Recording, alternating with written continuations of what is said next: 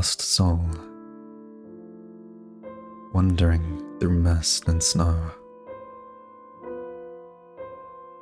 Do you feel the touch of iron cold?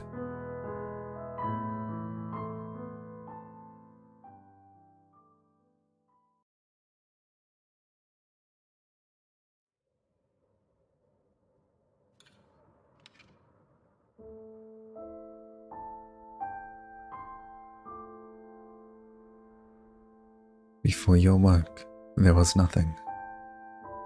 No warmth or light, no touch or taste, no sound nor sight. No dreams, no fears, no memories. Only a dark as vast and boundless as the sunless sea. You were one soul adrift among the dead that came before you, a droplet in an ocean. But now, you're unsure when you come to consciousness, when the pieces of yourself coalesce and form you again, when darkness becomes dimness, when silence became the barest rustle of sound, when you're here again in the world of the living, as if you never left, as if when you closed your eyes for the final time, you were only dreaming. You try to recall what a dream is, what it means to wake from sleep. When you're alive, and sleep was a different being altogether from death. Feel. Moments pass. You remain still for some time, letting the sensations of the world around you flood your consciousness, grounding yourself in the flow of time itself. Time. You once felt its passage with painful clarity. The world of the living is a finite and fragile one, fleeting as frost beneath the morning sun. But now you have the luxury of waiting. Something falls gently around you. Snow. You form the word in your mind, feel its shape with your consciousness. Soft, white, cold. You shiver out of instinct. Something metallic clangs and rattles as you do. But the bite of the cold never comes. Listen. The roar of the wind, the creaking of iron, the song of a place abandoned by time. If solitude had a sound, would this be its melody? Look. Finally, you decide to examine your surroundings, or rather, your encasings.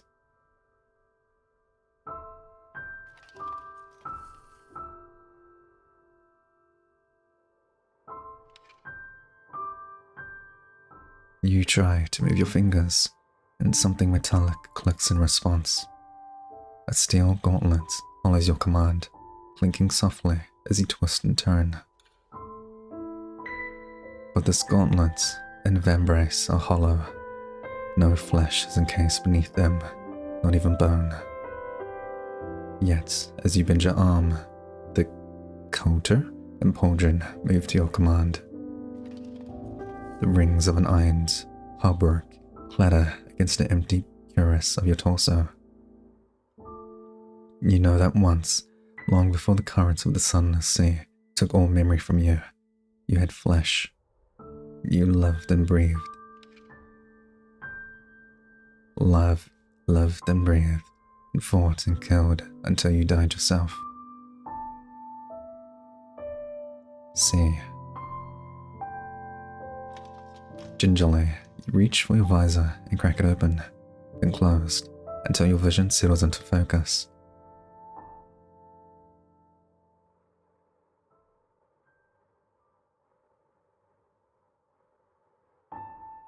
What you see is yourself, Your reflection, rather, in a broken mirror on an old stone wall. An empty helm stares back at you. As you shift and turn, your curious impulsions shift along with you, clanging in the dimness. Lost soul. Did this armor belong to me? Was I a knight? You concentrate, searching for any traces of the past that linger on your soul. You find nothing but flashes of sensation, flickers of emotion. You clench your gauntlets as you feel them wash over you. Fear, rage, regret. The hilt of a sword in your grip. A war cry on your lips. Hunger, cold. You have killed and you have commanded others to kill. Violence is no stranger to you. Neither is the feeling of cold steel surrounding you. But beyond these sensations, no memories come to you. Not yet. Perhaps in time, you'll know what drew your spirit, not only to your armor, but to this place as well. For now, you turn to the rest of your surroundings.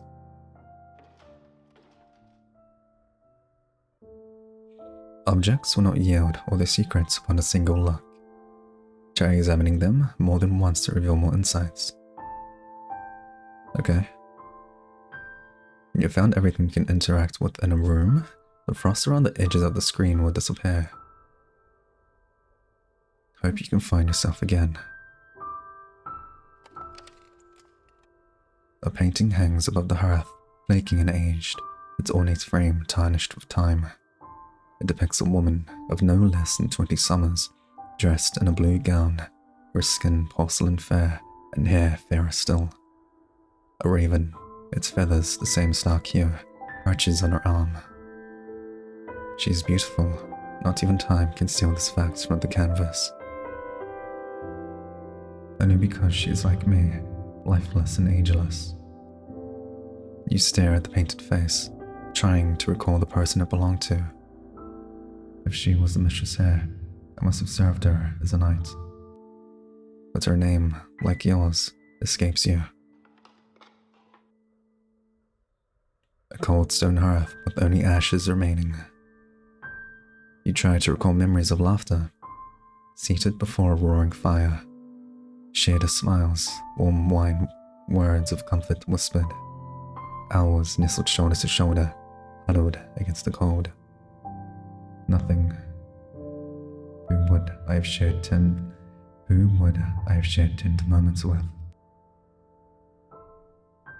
You have awoken in a long deserted room.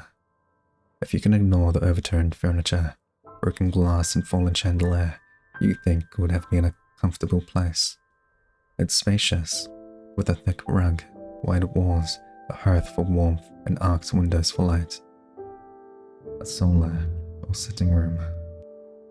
You briefly wonder if you would have the luxury of spending time here as a knight. You pick up the book and try to read its faded words. Through your hollow gauntlet struggle to turn the pages. It appears to be an epic, romantic novel about a knight. Knightess, rather. Well, I suppose anything is possible in fiction.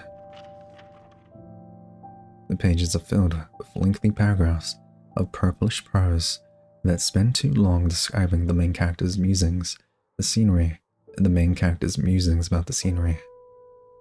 You feel safe in assuming this hefty volume did not belong to you. The woman, maybe? She wanted to be a knight? The barest flicker of familiarity registers as you gaze at the portrait's flaking blue eyes. Perhaps this image isn't true to life. The artist could have painted her younger, or fairer than she was in reality. Those who fail to please their patrons have short careers after all. Perhaps it's why I don't recognize her, or perhaps I cared that little for my liege. You'd like to imagine you were a loyal knight, loyal enough to remember your oath and the person you saw it to. But what happened to her? The canvas yields no answer. We can still click on that again, which is interesting. Broken windows gape like an open jaw, drawing icy breaths of wind into the wide stone room. Shards of glass litter the floors like a revenant's teeth, buried under soft white mounds of snow. A winter storm gathers and grows. You'll have difficulty traversing it should you even find a way outside. Well, there's plenty more to explore here yet. The mirror. You take another look in the mirror, trying to make out more details on your armor. It's a deep black, though the muscle's luster has been lost to time. Delicate engravings cover its plates. Spiraling leaves and gilt florals trace its surface like ivy on a wall. The crest, carved onto the center of the curious, resembles a bird, a crow, or even, you think. It's an intricate piece of craftsmanship, beautiful, truly, but more importantly, it feels familiar, comforting. Wearing it makes you feel less like a spirit, but more like you, whoever you were. Light armor is really expensive, you think. Hence, only knights can afford to wear full suits into battle. Armor this ornate could only have belonged to someone of great status or renown. Could that truly be me? What sort of person was I? If I was so important, why wasn't my spirit laid to rest? I think we'll do this one. It's more melancholy. Could that truly be me? What sort of person was I? And why wasn't I laid to rest? Everyone, from the loftiest king to the lowliest prisoner, must be granted final rights. Whether a grand bier to burn away mortal regrets, or a single candle crudely carved with a name. 1,000 lights or a single flickering flame. Every soul deserves something to guide him across the sunless sea. Either received not even the barest courtesy at my death, or the burden on my soul weighed so greatly no flame could hope to lift it. But I remember nothing of who I was. How am I supposed to free myself? So if you remember the battle in the beginning, when we held the sword, it was very bloody. So what if we came back? What's this one? Sheaves of parchment lie scattered near an ancient wooden table. You carefully pick one up and attempt to read the faded script. My dear Marchionus, my knights and I are most eager to attend the tournament. But my condolences once again for your loss. What a great burden your father has left to a woman as young as yourself. I, of course, would be happy to offer my advice, perhaps in a private setting. A letter of courtship. The letters continue in a similar fashion, mentioning a tournament, the death of the recipient's father, and promises of courtship or counsel. The words choke with flattery and veiled condescension. Each one is addressed to a Marchionus. I don't know. You assume this must be the woman in the portrait. Though her painted face is nothing but serene, you can only imagine her reading them with a sigh of exasperation. You're certainly beginning to feel that way. You set the letter aside without caring where it lands. So she inherited this house, and basically all the other nobles would see that she's single and a woman, and basically try and marry her to take all the property and wealth for themselves. The painting of whom you presume to be the Marchionus. For a woman to inherit, she must have had no brothers or close male. She must have had no brothers or close male relatives. None with a strong claim, anyhow. Perhaps some were unhappy about that. Perhaps some tried, unjustly, to take advantage of her. The mighty feuding with the rivals is a tale as old as kingship itself. The strong and resourceful prevail, the weak bend. You briefly scan the room around you. It doesn't look like she was able to protect. It doesn't look like she was able to protect this place, was she? The wind outside seems to howl its agreement. No more frost. You're not my brother. Who? Was that my lady's voice? You wait, but save for the wind, the castle remains silent. If I keep searching, I should remember more. At least, you hope so.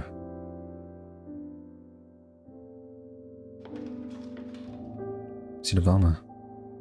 A rusted suit of armor, donning a faded blue surcoat, surveys the hall. It's impressive, but dated, and doesn't hold a candle to the fine craftsmanship of your own armor. Hello. You try to call out, and immediately feel foolish. You don't have a body, so naturally, you have no voice either. What are the chances there's another haunted suit of armor here, after all? But it is frosty. Proud banners adorn the walls. Each bears a raven with wings unfurled, similar to the one engraved on your armor. This is the symbol of the family I served. Yet you don't feel any sense of pride as you gaze upon them. Almost the opposite. No, go back over there. You tap the suit of armor's visors. No response. No other ghostly knights in this castle then. Still frost. Once proud banners displaying the Marchioness crest. The fabric is torn and covered in grime. The beautifully woven once white birds have sunken into a sea of murky, moldy blue. Heavy feeling lingers in your cuirass as you wonder if these banners mirror the fate of the house they reflect. So because we have no heart or chest, it's on our armor. You can't imagine how many years these banners have hung, ripped, moulding from the castle walls. Like torn skin to flesh, they refuse to fall, until the entire place crumbles as well. You tap the suit of armor's visor. Still no response. No other ghostly knights in this castle then. That's the same. And there, broken glass and powdered snow blankets the floor of this hall as well. The shards glint like splintered teeth. You remember tales you've heard before. Tales you've told and tales you've been told. Tales of men who woke from death and grew iron skin and teeth. Iron has always been sacred to spirits, they say. I suppose that's why I've drawn to my armor and not some other object. But why was I drawn here at all? No more frost. Trapdoor. It's a storage room filled with a few crates of shells. Dust coats the surface of old wood and moth-eaten fabric, thick as frost and touched by the sun. Then moon-white cobwebs fill every corner and crevice. Against the far wall, you see a rickety shelf laden with blankets, horseshoes, and other riding equipment. Given spire what looks like a tournament of barding bearing a unicorn-shaped crest, likely the personal symbol of whatever knight this loyal steed once carried. You've seen this crest before, emblazoned on a blue stand fluttering in the field. A satchel with the same crest sits on the top shelf. Luckily for you, your armor's tall enough to reach it without straining. You wonder if your suit would hold together if you were to fall. Would you be able to put yourself together if your arms were no longer attached to you? Well, we're that knight from Scooby-Doo. The bad Scooby-Doo. You carefully lift the satchel, aged leather, crinkling at your metallic touch. The finger plates graze over the crest. Snow. Flour. Gingerly, you open it. Rather than the questioned supplies you were expecting, you find an assortment of objects. A broken necklace, torn linen, and numerous letters. Personal, sentimental belongings. A simple amber pendant with a broken clasp. It could have belonged to a man or woman, or a woman, but given the fine linen it rests on, you find the latter more likely. It twinkles in the dark, like a drop of stolen light. A torn piece of embroidered linen. The fabric is very fine. You're afraid to hold it with your gauntlets, lest the middle catch on the threads. It's patterned with flowers, leaves, and vines. Motifs common enough in clothing, but rarely on fabric this delicate. Oh, I know what this is. It's a wedding veil, or at least the remnants of one. All that's left of the sorry thing is a scrap of fabric burnt and stained at one end. The stitches are uneven and filled with gaps, too tight in some places and too loose in others. The bride who made this was not a skilled seamstress, to put it charitably. With needlework like this, it's a wonder she married at all. Was I ever in love? Finding a bride would have been a necessary task for a knight like you, but perhaps you cared more for companionship than dowries or alliances. But if you were, what does it mean that you don't remember who she was? Your supposed partner for life. Letters stowed carefully away. Were these written by somebody you know? You carefully fish out an envelope. To your frustration, they're too faded to read. It looks like they were damaged, or the ink was of poor quality. I wish I could have gotten a name, something, anything. A faded note, a scroll of handwriting barely visible on a parchment scrap. The ink looks blotted away in places, by water or by tears. You decipher it as best as you can. I told you I don't want them back. Take them or throw them away. I don't want to talk. I don't want to see you again. Not after what you've done. Well, that certainly doesn't bode well for its recipient. You shouldn't have. Think of it as an early wedding gift. Come on, try it on. I'm a lousy partner, if I can't spoil you from time to time, aren't I? It's not true. You're all I could ask for. You deserve it. You deserve so much. Spring. Bright sunlight spills over a bustling town square. The market blooms with colours. Pendants fluttering in the air like butterflies. Stores strung with dried flowers. People filling the streets. Tunics and skirts of woad. And woad blossoming among the cobblestone. You keep your long hair covered, despite the warm day. Silver strands stand out like a blot of ink on a fresh page. But she stands out anyway. The necklace. Her loose waves flow down her back, burning red in the sunlight. Uncouth, you knew, for a woman her age, but she never cared what others thought of her. You admired that. You were always a little envious of it. Gingerly, she touches the drop of gold around her neck as if it were the most precious thing in the world. But she stares upward, as if the real treasure is held in her eyes.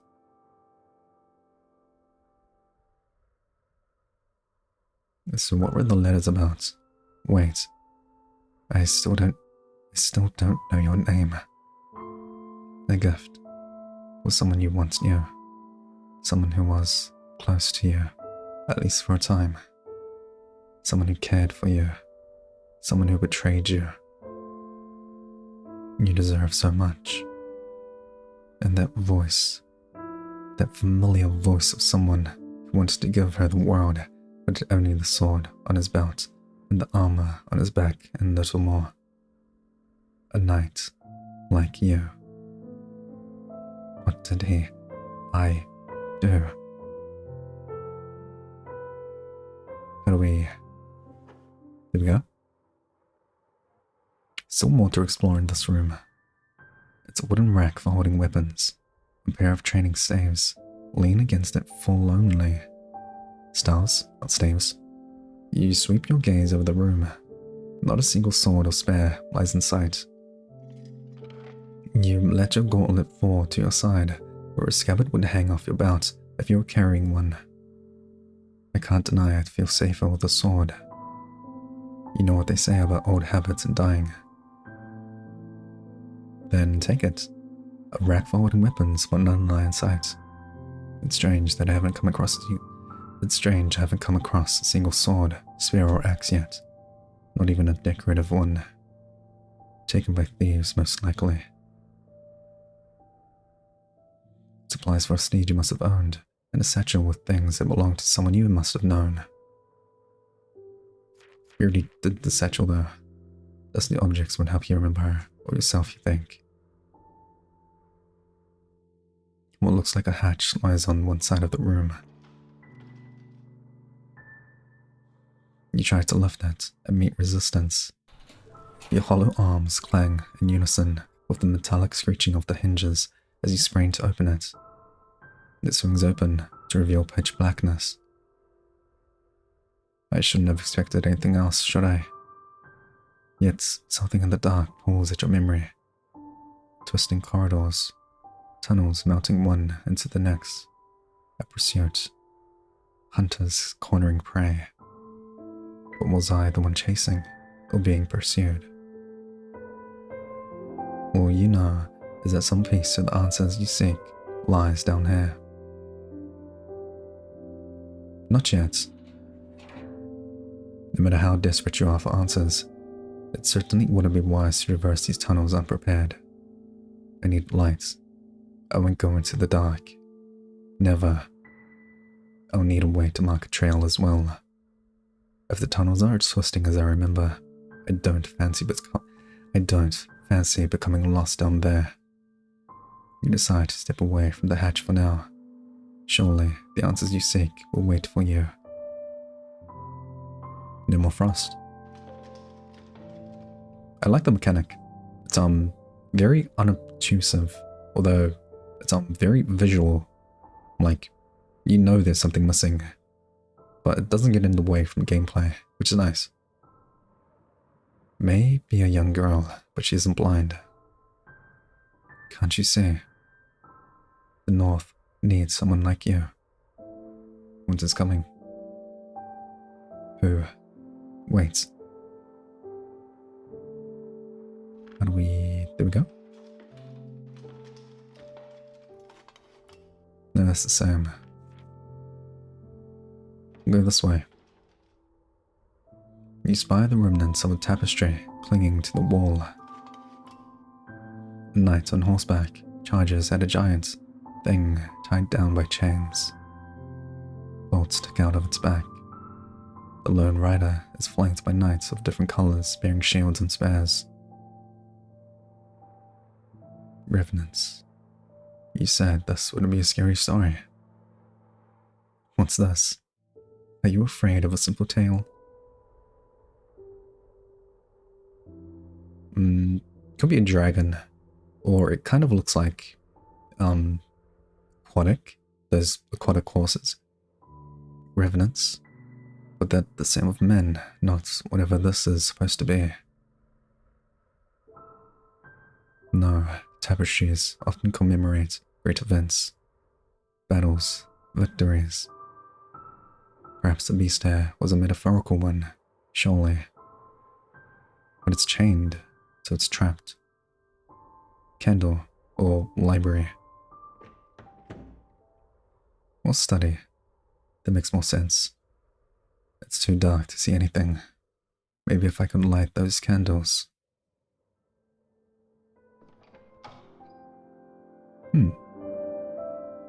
Moonlight filters softly through a stained glass window. You recognize the scene depicted in colored glass, a scene from the Tales of the Mist. As the hero, Tristram, lantern and sword in hand, preparing to slay the revenants that terrorized his people. But the story isn't a happy one. It's a tale of sacrifice and folly. Tristram. Why is that name familiar? Well, the tale was a popular one. The name was common enough when I was alive. But you can't help but feel there's more to it than that. An ornate candlestick sits on the altar. The candles resting in it are carved almost as beautifully as the spiraling black iron itself. These candles would have been lit as offerings to the spirits, both to guide them to rest and to ask for guidance in return. And now you can indeed guide a spirit, mine, through the cellars. But I need some way to light it. Candles must have been lit irregularly, so there must still be tools in this room I could use. There's a pewter box. Inside it you find shards of flints, striking iron, and a char cloth. Tools for lighting fire. Perfect. Leave them. Why is that an option? You have no excuse not to enter the cellars now. You take them. Candles cover the room in every size and shape you could imagine at a candle taking. Some are plain, half-melted stumps clinging stubbornly to their brackets, while others are tall and carefully carved with ornaments and flowers, almost all engraved with the name. It's a chapel, a place where rites were given and prayers whispered, where all facets of life were celebrated. Births, funerals, weddings. I know this place. I've carved names here. Golden lights softly scattered by stained glass. Warm voices, borrowed skills, borrowed silks, flowers. For the first time you can remember, the scent of flowers mixes with incense and melting wax. You're not sure what they're called, but they're golden, like her eyes. Gold, like the thin band you carry that glints like a ring of sunlight. It slips over her fingers as easily as a promise whispered. It weighs like an oath kept. The golden necklace. Your family gains another member today. Not all are present to witness it. Your father is not here to see this joy. Your heart is so light, you almost don't notice it.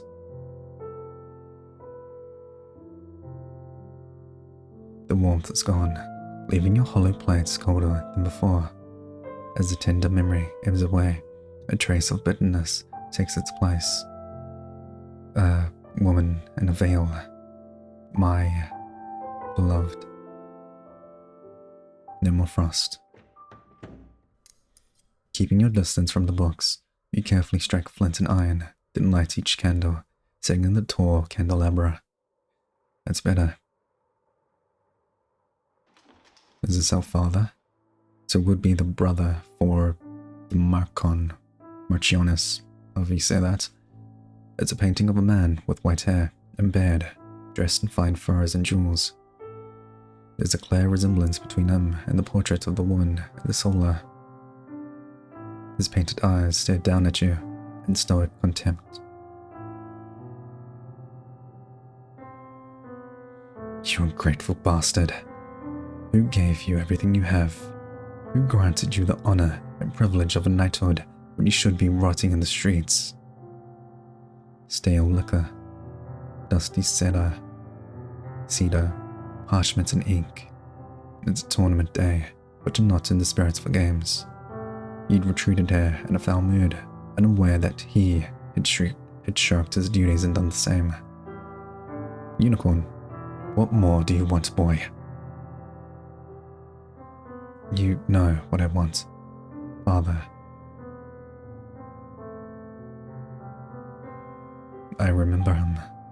This man was my father.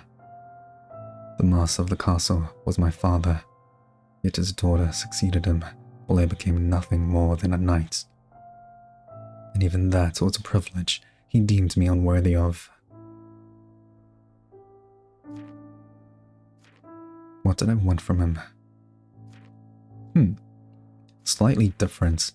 So what did he refuse to give me? So it kind of sounds spoiled. I feel like this route's better. What did I want from him? What did I want from him? Why wouldn't he give it to me? Even if it was more than what your vassal deserved, even if I was born in shame, I was still your son, wasn't I? My sister? Shelves of books and records on what looks like a variety of subjects. You walk over, examine the spines until you spot one that bears the same emblem on your armor, a raven with wings extended like a leaf. Missing necklace on the painting. Ancestry of the House of Winter. It must be the family names of the Marchion. Navigating the pages isn't easy with middle fingers, but you manage, flipping through decades, if not centuries, of names, dates, and facts until you land on the most recent entry. Year 228. On the second day of the second month, a daughter is born to Marquis Sigmund and Lady Vivian, and given the name Siglind. 5 days later, Lady Vivian perishes. Year 246. So, 20... I don't know, I don't want to do the math. On the 7th day of the second month, Lord Sigmund perishes after many months of illness. Lady Siglind is named successor and bestowed the title of Marchion. Siglind von Winter. My sister. So you were 18 years old when her father crossed the sunless sea. If this Marchion and one in the painting are the same, then the lady I served was barely more than a child. Sigmund. Father. You flip back through earlier entries. There's no mention of a son. We're a bastard, so we're illegitimate. So I was kept around, but my mother and I weren't important enough to be included in the record, even as a footnote. As if they were ashamed I even existed. You close the book with a sinking feeling and you're curious. Yeah, I like that touch. Sensitive chest, it's curious. And I'm pretty sure we're Jon Snow. A stack of paper sits on the desk. You look through them and find names, figures, and numbers. They're fiscal documents. Little of this looks legible though. They're stained and faded. On one of the better preserved pages is a roster of knights, listed in order of rank, along with their respective fiefs and incomes. This many knights. What a wealthy master we shared. If conflict were imminent, however, it would make plenty of sense. One knight, whose name you cannot make out, is listed at the bottom. Whoever he was, he had far lower earnings than the rest. An empty glass bottle. As you brush the cobweb off it with your gauntlet, a scent, a memory of a scent, wafts over you. Stale liquor, singing bitterness, honey to mask it. You almost recoil in distaste. I take it I wasn't one for strong drinks. Could I use this to hold something to leave a trail with in the cellars? I could use this to hold something to leave a trail like a powder. You take the bottle and fix it snugly to your belt. A faded map lies on the desk. It depicts two territories at its center, divided by a great river. Thricer and Ostara. The Thricer and Ostara, those names I recognize. Ostara, the kingdom across the river. Vengeance, snow, blood, smoke, screams. Beyond that, I don't remember. This should be us, Thricer, the kingdom of silver, north and golden south. Sunsets over endless fields, birch forests turning pale gold with autumn's chill. The white river, Asker, gleaming with ice, pale crescent waves breaking on the boreal sea. Sky Ridge Peak, scraping a frost blue horizon. A place I defended with my life. What's this? Behind the map, you find the note. My lady, you made the right decision. The lion's den is too dangerous for a young girl like you. You can rely on me to handle the peace talks. I'm glad you understand why sending Sir Tristan might be imprudent. A bastard has no place rubbing shoulders with the lords, no matter how decorated. I'm sure I need not remind you what they call him. The Prince Slayer's presence could only give the wrong impression at a peace summit. Nor do the blood-hungry hounds who side with Heimdall need further encouragement. Please don't worry yourself. Even your loyal commander, Sir D. Prince Slayer. A mere knight dares spill royal blood. Small wonder this Sir Tristan would be shunned even for a veteran. It seems he was no champion of peace, but had he some reason for bloodying his hands? Tristan. You turned the name over in your mind, repeating its rhythm. Tristan. 2 syllables. A backwards heartbeat. Its cadence is familiar, engraved in your memory like the etchings on your armor. He was a bastard, like you. He was an outcast, like you. He was you.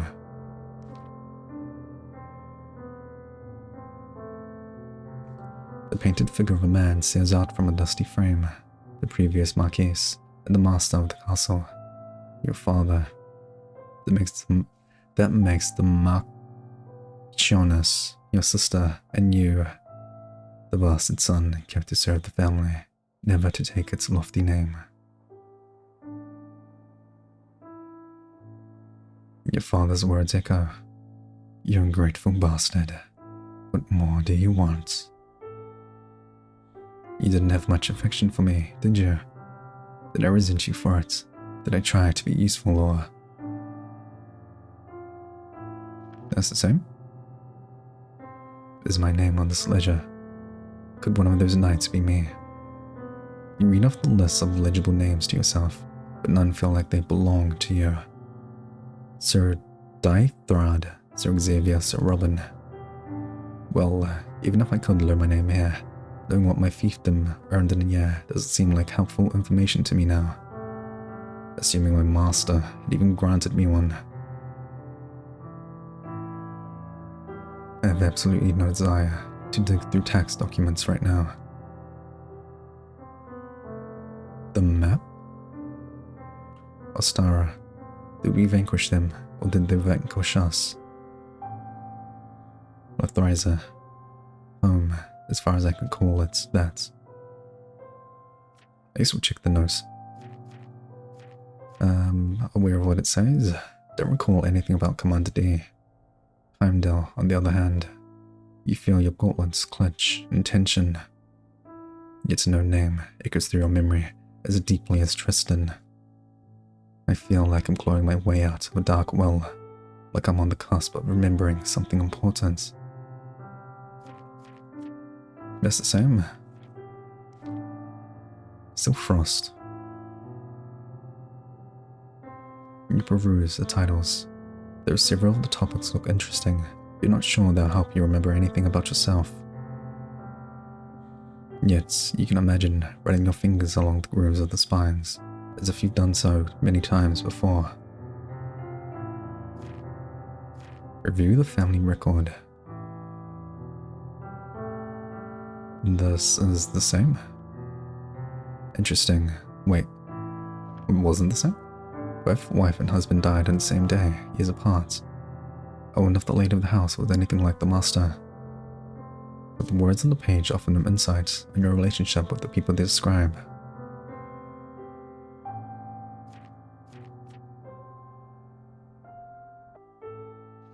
Also now, over here. In the drawers, you find more corked bottles of alcohol, dusty and undisturbed. You wonder if the Makon, or predecessor, was fond of drink. The top right drawer is locked and will not open. You can't help but feel that the desk in its current state, spilled alcohol, a mess of papers, doesn't look like it belonged to the Marchion.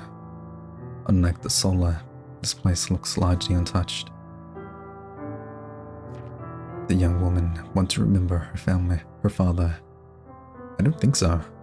I feel like she just never bothered to come here. Pitiful thing. Ordinarily, I'd say that clinging to the past does one no favors, but something from your past was brought you back to this place. Bottles of murky amber liquid fills the bottom drawers. I suppose we all have our vices.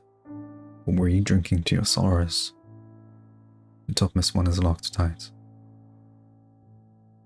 As we all, you have not spent years protecting the commoners from Ostarian invaders.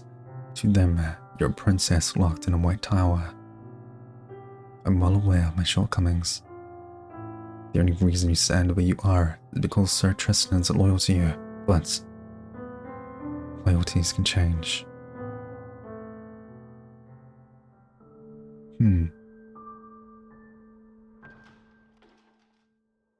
So we're looking for like a powder. Over here?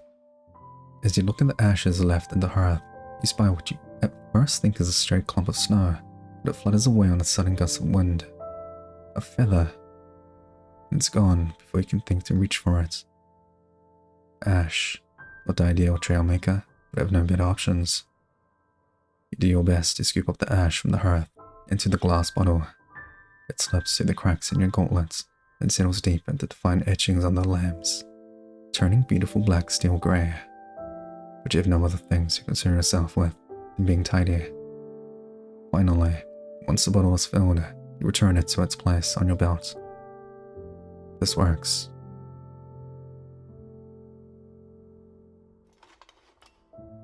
Sis, a painting of a lady could only be the mark on your sister.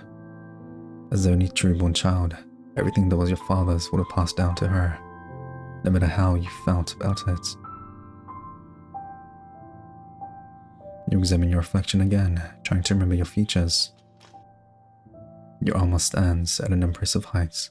You were tall then, and must have been physically fit to don it. What did I look like?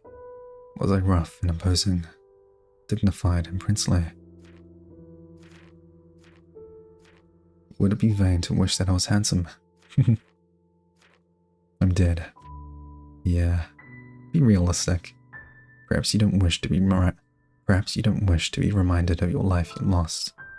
Perhaps your knight's visor is your face to you now. Whatever the case, you don't linger in your reflection for long. Never went this way. Claw marks. A pair of doors stand at the end of the hall. They don't budge even when you press the full weight of your armor against them. Locked. No frost. So that way's empty. We did everything, so we'll go down here now. I still need lights. A lantern or a candlestick. I won't go down there without it. I thought we took the candles from the chapel. Yes, we didn't. You take a moment to admire the fine carvings on your candles. You spend so much time carving wax only for it to melt away. The poor soul who carved this must have cared deeply for the departed. But candles are candles, beautifully etched or not. I can take this to light my way through the cellars. You strike the flint until a spark catches, then light the 3 long candles standing in the candelabra. A soft glow radiates from the tiny flames, now bathed in moonlight. For a moment, they seem to glow, blindingly bright. Is it because we're a spirit? Promise me you'll take care of your sister. Promise me you'll never fight, that you'll love each other. Spare our daughter, please. I beg of you, she's done no wrong.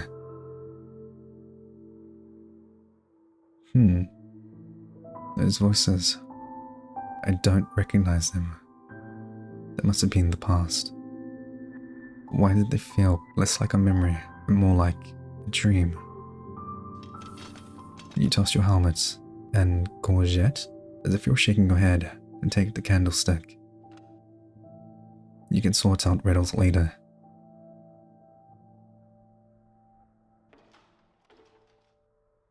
Did you not like my gift? It's beautiful, but... You stand in the solar, your arms folded tightly in front of you. Your eyes flit over the suit of polished steel that stands there in solemn silence, gleaming shadow. You don't know what else to say.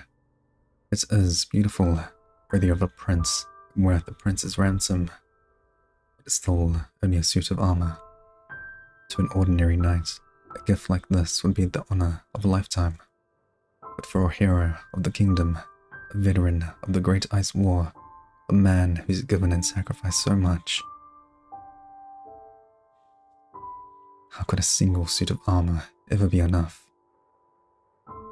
So we're greedy for more. The thing we were denied by father, I only wanted. This way? Down there? Once more, you lift the hatch and stare into the open maw of the cellar staircase. The lights from the candles, faintly flickering outlines staggered, steps shadow by the darkness below.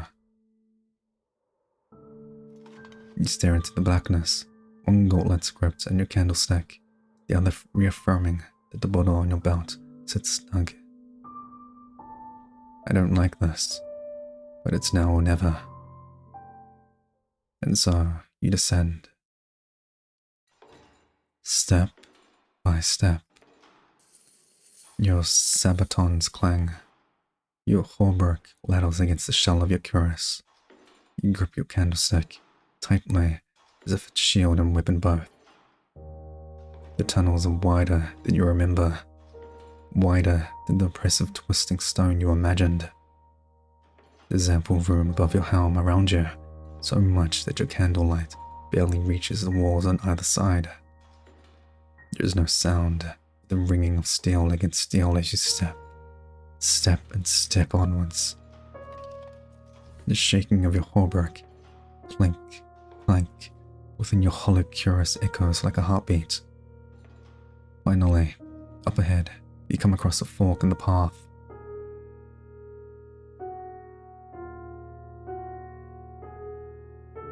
I'm not choosing. What path did you take so many years ago?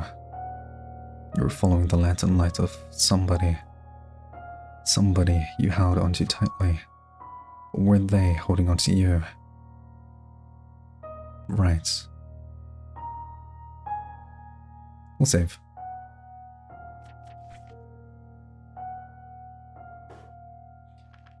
You leave a small pile of ash to mark the turn, then continue into the dark. It's strange how familiar this feels. Not this place, but this darkness. How crushing it is. How alone. Somewhere, once, I was freezing. I was hurt. I was trying to build a fire, but my fingers were numb.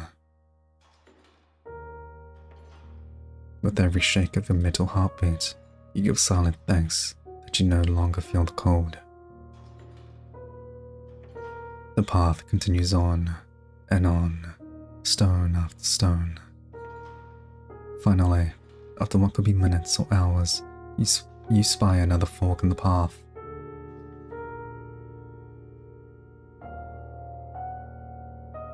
Hand over the girl. What did you do to father? Answer me. You can hate me all you wish. The young girl's cries, a night's resolve, voices, one of them yours. Left.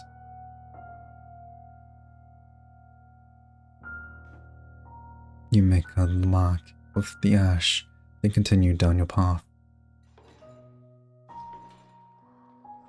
The voices whisper, there's your mind. At the edge of your mind, a tangle of threads faded, frayed. You can't make out the words, can't reach through the torn veil of your memories. Half of you wants to scream with the lungs you don't have. The other half wants to turn back and run. Steady. If being down here makes me feel this way, I must be getting closer. You can do nothing but continue. So continue you do. As you walk, the candles you carry seem to flicker, to burn brighter than before. You can grip the candlestick tightly and continue on a cautious pace. Step after step. Finally, up ahead, another turn comes into view. Another fork.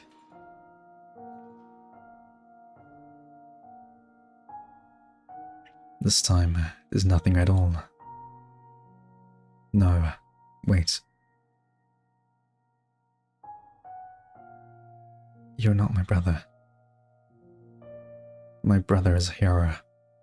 He would have never hurt me or betrayed me like this. I'm not a hero.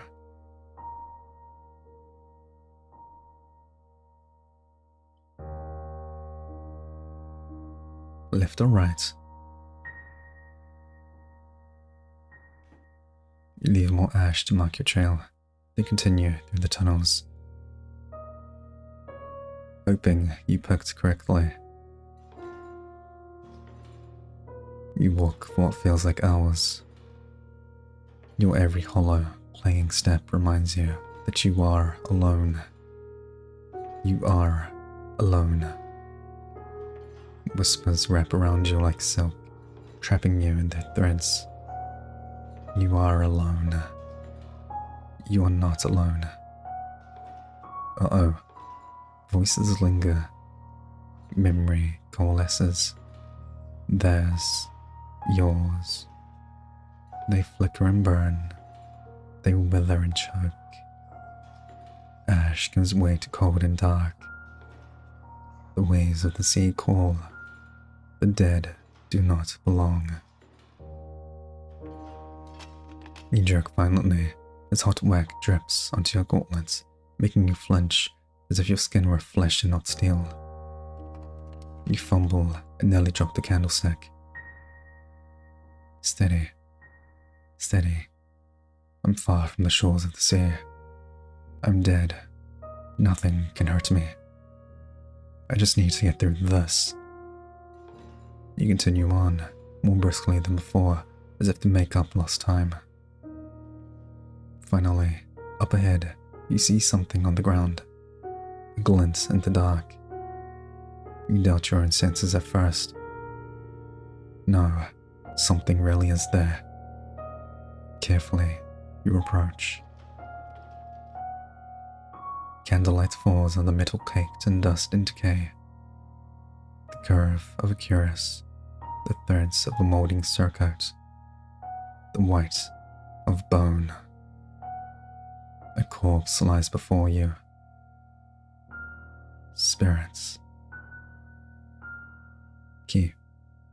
Keys hang off a ring on the fallen knight's belt. I'll have to take those before I leave. I'm sorry, but I need them. A medallion in the shape of a raven hangs around the knight's gorget. You note how similar it looks to the one worn by the Marquion and the Marquise in their portraits. The mark of a high ranking. No, the highest rank given to a knight. The corpse of the knight lays against the wall, jaw locked in a soundless cry, target staring eternally upward. He spent his last moments calling out to her, cursing whatever or whoever killed him. Light a candle in respect. I'm pretty sure this is us. It doesn't feel right to leave him like this, but I don't have any candles to spare. Rest in peace. It seems you have no choice but to leave the dead knight be. You've been down in the cellars a good while. With the candlelights waning, you decide to retreat the way you came. You reach for the keys, looped on the knight's belt. Hey, buddy. That armor. You dare show yourself again, traitor. I lit a candle for you. And another time and place.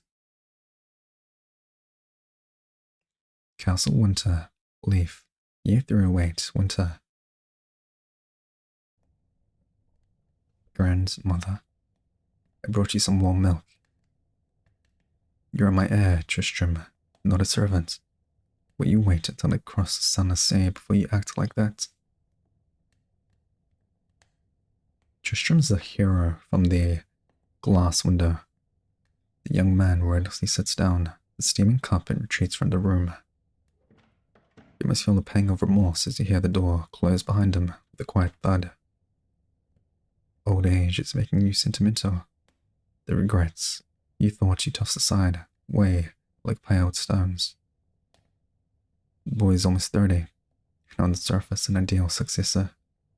Level-headed, poised, a seasoned warrior, a skilled diplomat, like you trained him to be. But his heart is fragile and weak, just like.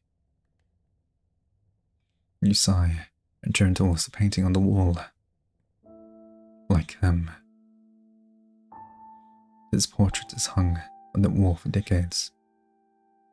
It was painted from your memories and descriptions. The artist spared no detail, but captured his likeness with a melancholy so true to life it stung you. Far from the heroic figure you wanted him remembered as. You dismissed that artist from your court in disgrace and hung the portrait in the privacy of your chambers. Safe from the eyes of the world. And so, he has kept watch over you, decade after decade, reminding you of your failures. You find yourself speaking to the dead more than the living these days. You dream of the things that you ask him, explain to him, beg of him, demand from him. Until we meet again, beyond the sunless sea, dear brother.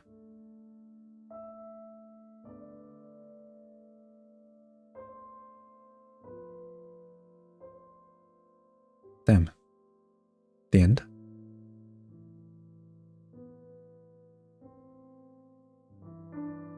End of demo.